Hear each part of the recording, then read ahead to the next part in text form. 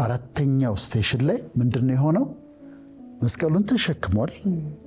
የሸዋ አክሊሉ አለ። ደም ፊቱን ሸፍኖታል። ቁስሉ አለ፣ ላቡ አለ።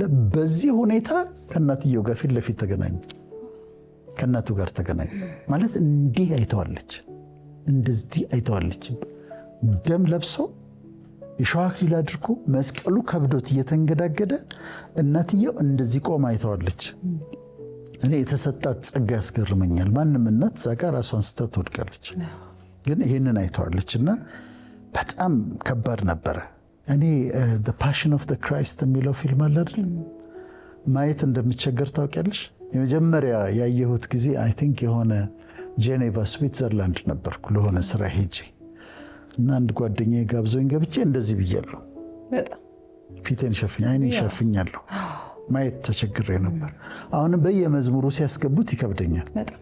በጣም እኛም ልጅ እያለን ይከፈት ነበር፣ በየሰፈሩ በስክሪን ይከፈት ነበር። ነገ ትንሣኤ ሊሆን የስቅለት ዕለት ወይ ደግሞ ቅዳሜ ይከፈት ነበርና እኔ ራሱ ይገርመኛል። ሁሌ ሳየው አለቅሳለሁ። በጣም ሁሌም እንደ አዲስ ነው ማየውና ከባድ ነው።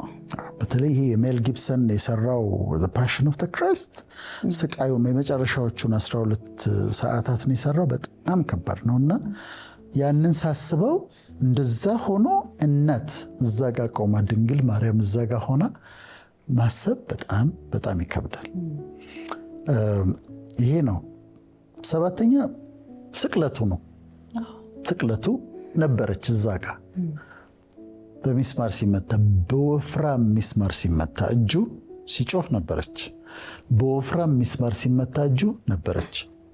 እግሩ በሚስማር ሲመታ ነበረች።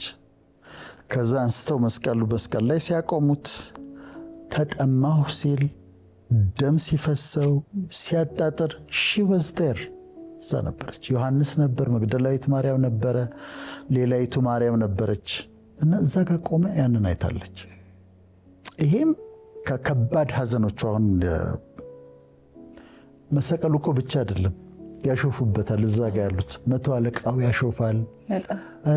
እግዚአብሔር ልጅ ከሆንክ እስቲ ውረድና ሳየን ይሉታል እና ያላግጣሉ፣ ያሾፋሉ። እሱ ስቃይ ውስጥ ነው ያለው። እነሱ ደግሞ ከባድ ማሾፍ ማሽሟጠጥ ላይ ነው ያሉት።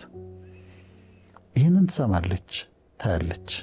ለእናት እንዴት ሊሆን እንደሚችል መገመት ትችላለች። በጣም ከባድ ነው፣ በጣም ከባድ ነው። ውሃ ጠማኝ ሲል እንዴት አድርጋ ትስጠው ውሃ?